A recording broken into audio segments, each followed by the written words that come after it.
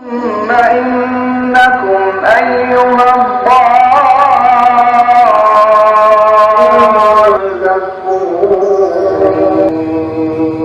هذا نزلهم يوم الدين نحن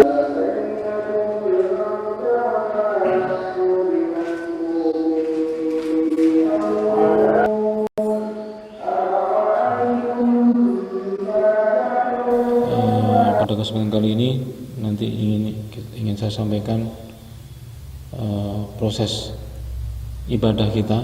Jadi setelah ini kita sholat kusuf syamsi, yaitu sholat gerhana matahari, yang mana teknisnya mohon dimaklumi karena ini sesuatu yang langka, jarang-jarang nanti khawatirnya keliru ya. Oleh karenanya tolong nanti semuanya mengingatkan kalau keliru ya, subhanallah ya, kalau yang ibu-ibu dengan bertepuk ya. Jadi yang bedanya dengan yang biasa, yang pertama ini nanti 2 rakaat ya. Kemudian setiap rakaatnya ini ada 2 kali qiyam. Urutannya adalah seperti biasanya, sholat biasanya. Bedanya ketika i'tidal yang pertama, yaitu bangkit dari ruku', itu diulang lagi baca Al-Fatihah dan surat, baru ruku' lagi, i'tidal lagi, baru sujud. Nah itu satu rakaat itu. Nanti rakaat kedua sama. Jadi yang membedakan adalah tambahan setelah i'tidal itu, nanti kita ada tambah lagi membaca Al-Fatihah dan surat. Jadi nanti seolah-olah seperti 4 rakaat, seolah-olah, padahal dia adalah 2 rakaat. Yang membedakan adalah qiyamnya itu 2 kali setiap rakaatnya. Jadi posisi nanti ketika i'tidal pertama itu yang benar adalah melanjutkan Al-Fatihah dan surat. Maksud saya nanti khawatirnya lupa pas i'tidal langsung sujud lagi. Nah ini nanti tolong diingatkan ya. Langsung subhanallah biar nanti tolak kanan kiri terus biar kita salah ya apa. Nah biar enggak gitu maksudnya. Jadi biar kita paham caranya menegur, yaitu dengan subhanallah untuk bapak-bapaknya dan dengan bertepuk untuk yang ibu-ibunya. Kemudian setelah itu nanti kita ada khutbah setelah sholat sunnah 2 rakaat. Nah khutbah ini sebenarnya tidak harus formal, maksudnya ya ceramah biasa itu juga tidak apa-apa, hanya sekali ya, tidak harus dengan urutan seperti kalau kita khutbah Jumat atau khutbah Id, tidak harus demikian ya, nanti kita atur gitu. Kemudian di antara sunnahnya ini adalah diupayakan yang lama, sholatnya yang lama. Nah lama ini kalau Rasulullah satu qiyam itu Al-Baqarah. Rakaat pertama, qiyam pertama Al-Baqarah, qiyam keduanya Ali Imran. Terus sujud, bangun dari sujud, kemudian qiyam pertama untuk rakaat yang kedua itu Ali Imran. Qiyam yang kedua, rakaat kedua itu adalah An-Nisa.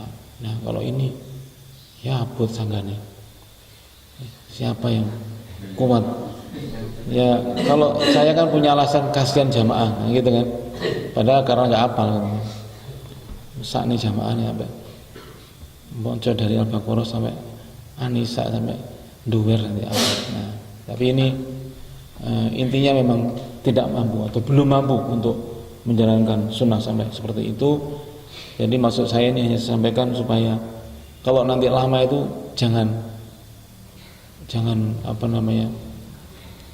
ngedumel, jangan sambat gitu. Karena memang ini sunnahnya supaya yang lebih lama daripada biasanya.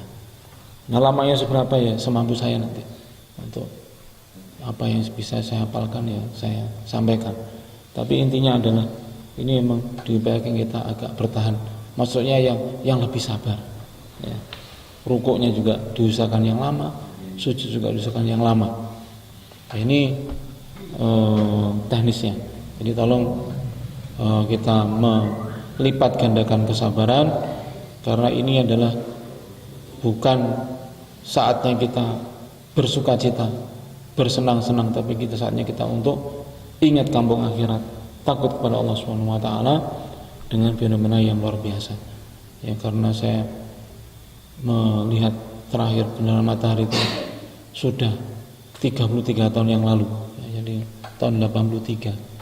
Itulah yang pernah saya melihatnya. Jadi ini tolong kita hayati sebagai sesuatu yang perlu untuk jadikan sebagai tadkirah buat kita semuanya. Adapun ada juga yang menjadikan sebagai wisata, ya silahkan, mereka pahamnya begitu, ya silahkan. Tapi kalau orang yang beriman, ya dipakai untuk mendekatkan diri kita kepada Allah Subhanahu wa taala.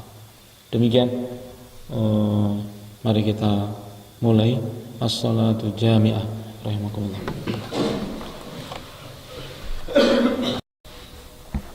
Bismillahirrahmanirrahim. Assalamualaikum warahmatullahi wabarakatuh.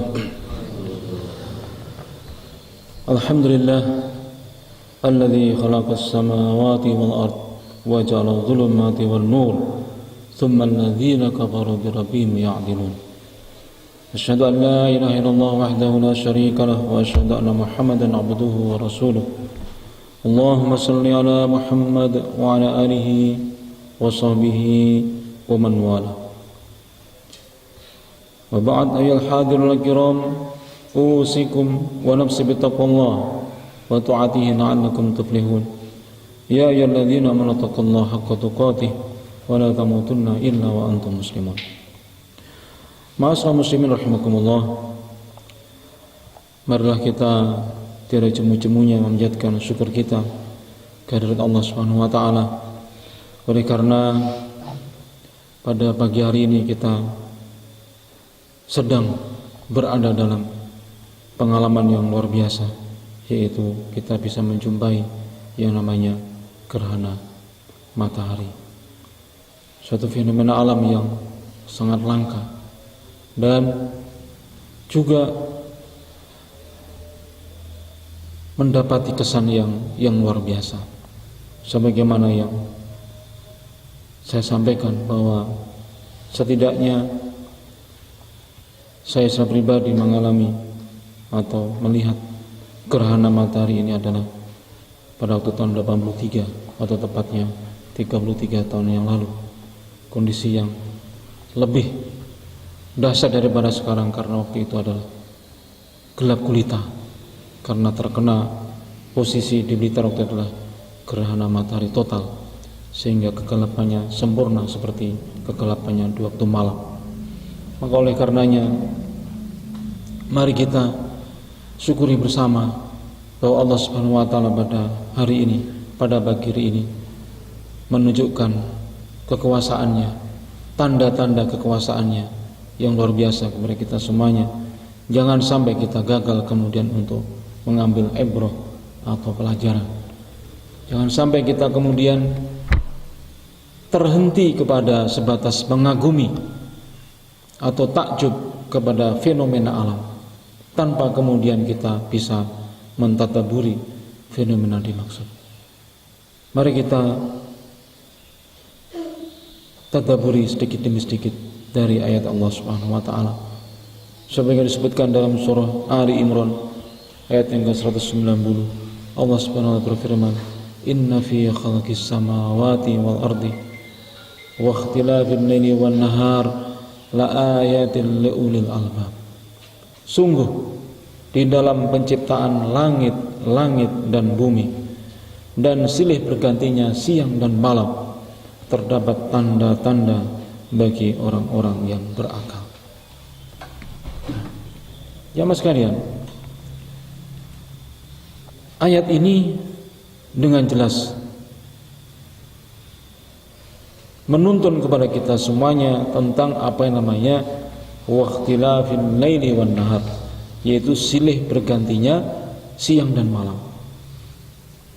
Mari kita resapi bersama, Allah Subhanahu wa taala dialah yang mempergantikan siang dan malam.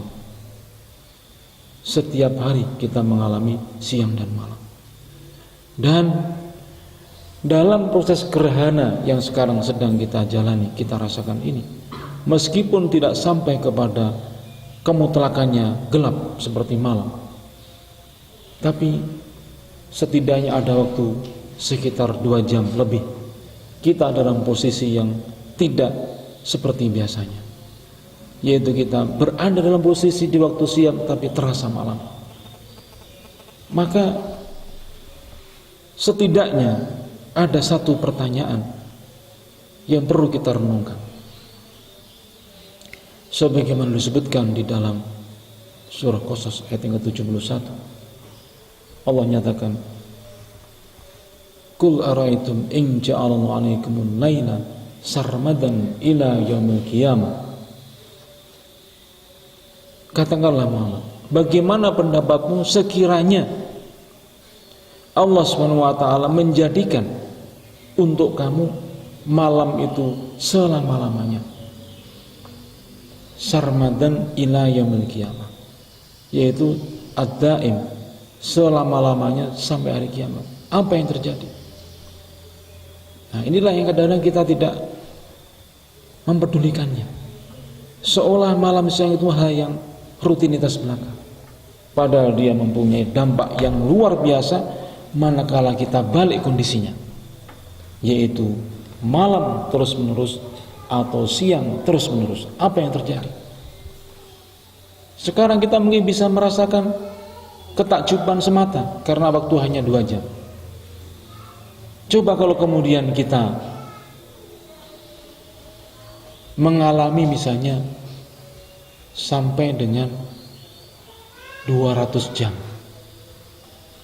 Apa yang terjadi pada bumi ini, pada diri kita, kalau tiba-tiba kemudian Allah kasih malam itu kurang lebih 200 jam. Dan juga apa yang terjadi kalau kemudian Allah kasih kita ini siang, bukan lagi 12 jam tapi adalah 200 jam. Coba kita bayangkan, tanyakan kepada ahli geologi, ya, ahli tentang iklim, ahli tentang biologi, ya, ahli tentang kelautan dan semacamnya. Kita akan bisa melihat bagaimana peristiwa yang demikian mengerikan akan terjadi. Kalau 100 jam posisinya dalam keadaan malam terus, maka dipastikan awalnya adalah air semuanya beku, kemudian tumbuh-tumbuhan juga membeku, binatang juga kemudian membeku, kita juga akan membeku, bahkan sampai pada tingkatan membekunya itu adalah kemudian berlanjut kepada kematian. Itu kita hanya butuh waktu kira-kira 200 jam, alias kira-kira 7-8 hari. Seminggu terjadi kemudian malam selama-lamanya atau siang selama-lamanya, maka hampir pasti kematian seluruh makhluk hidup akan terjadi. Nah, maka kemudian kalau kita diingatkan bahwa hari ini atau pagi ini kita semuanya membersamai yang namanya kusufus syams, yaitu gerhana matahari, marilah kita pakai untuk ambil pelajaran.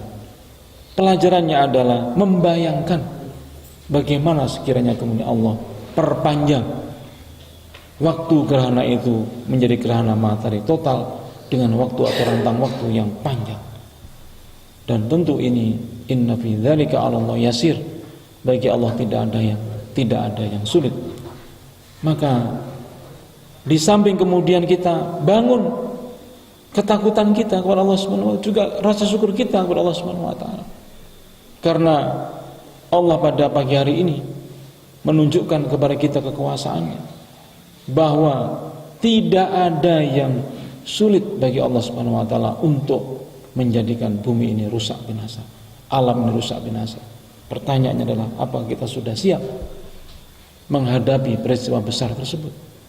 Apakah kita kemudian sudah menyiapkan bekal yang cukup untuk menghadap kepada Allah Subhanahu wa taala di saat kita masih diberikan kesempatan untuk beramal, beribadah, berbuat yang sebaik-baiknya untuk berbekal menghadap kepadanya? Tidakkah kemudian kita membayangkan bahwa fenomena gerhana seperti sekarang ini, fenomena alam yang unik, yang langka, yang tergambar tentang bagaimana Allah mengatur tentang peredaran atau orbit setiap benda-benda di langit.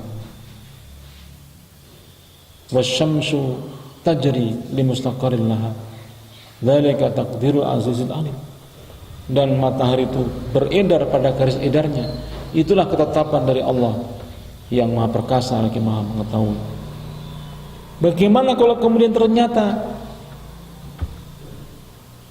mustaqarnya, yaitu garis edarnya itu Allah cabut, Allah rusak garis edarnya, sehingga kemudian matahari berlari tanpa arah ke sana kemari, tidak ada orbitnya. Apa yang terjadi?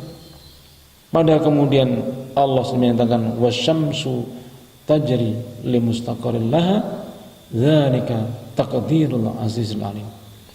Tentang beredarnya matahari dan bulan ini, sebagai orang yang beriman hendaknya yakin seyakin-yakinnya itu semuanya diorbitkan, digerakkan, diedarkan, itu betul-betul tidaklah beredar, berorbit dengan sendirinya, tapi dia semuanya adalah karena kekuasaan Allah Subhanahu wa taala.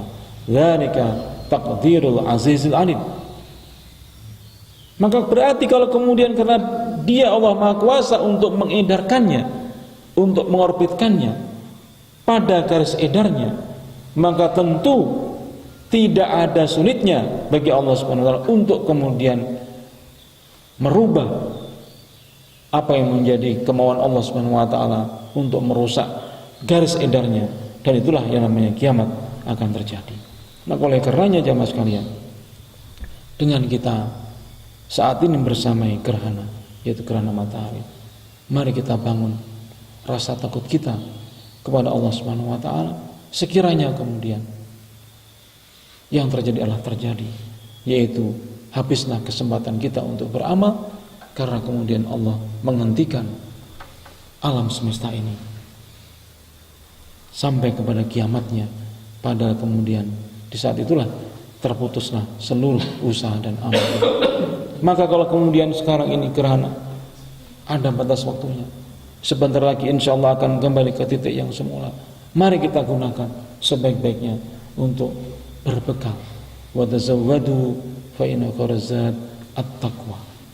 Adapun fenomena gerhana matahari maupun gerhana bulan, itu adalah merupakan tanda-tanda inna syamsa wal qamar ayatan min ayatillah. Dia hanyalah merupakan tanda-tanda dari kekuasaan Allah Subhanahu wa taala. Tidaklah ada gerhana di antara keduanya karena limauti ahadin aw li hayati, bukan karena ada yang meninggal ataupun ada yang lahir. Juga bukan dulu misalnya ada karena ada dimakan sama buto ijo, juga bukan begitu. Itu adalah bagian dari mitos-mitos karena keawaman atau kejahilan masyarakat terhadap fenomena alam yang namanya gerhana. Sekaligus juga jemaah sekalian, inilah yang perlu kita banggakan di dalam din kita ini, bahwa fenomena alam yang unik ini Allah Subhanahu wa taala lewat Rasulnya juga sudah memberikan tuntunannya bagaimana mensikapi, memahami, menghadapi yang namanya gerhana matahari maupun gerhana bulan. Sudah disiapkan tuntunannya oleh Allah dan Rasulnya. Maka fa idza ra'aitum dzalika fada'ullah, maka apabila kalian melihat gerhana itu, pertama fada'ullah, banyaklah berdoa kepada Allah Subhanahu wa taala, wa kabbiru, dan banyak-banyaklah bertakbir, membesarkan, mengagungkan Allah Subhanahu wa taala, wa sallu, dan setelah gerhana kemudian wa tasaddaqu, dan kemudian banyak-banyaklah bersedekah. Maka amalan-amalan selain salat sunnah gerhana ini yang disunnahkan adalah kita banyak-banyak berdoa di saat gerhana seperti ini, dan juga kita banyak-banyak berzikir kepada Allah Subhanahu wa taala dengan bertakbir, tahmid, tahlil, tasbih dan sebagainya. Dan juga bagi kita yang punya rezeki yang lebih, kita pergunakan untuk bersedekah lillahi ta'ala. Maka mudah-mudahan jamaah sekalian, kita yang sekarang ini bisa membersamai gerhana matahari dengan ibadah kepada Allah Subhanahu wa taala. Mudah-mudahan Allah mencatatnya sebagai tanggung jawab kita kepadanya, bahwa kita tidak menyanyiakan fenomena alam ini untuk sesuatu yang tidak bermanfaat, tapi justru untuk beribadah, bertaqarrub ila Allah Subhanahu wa taala. Mudah-mudahan bermanfaat. Billahi hidayah. Wassalamualaikum warahmatullahi wabarakatuh.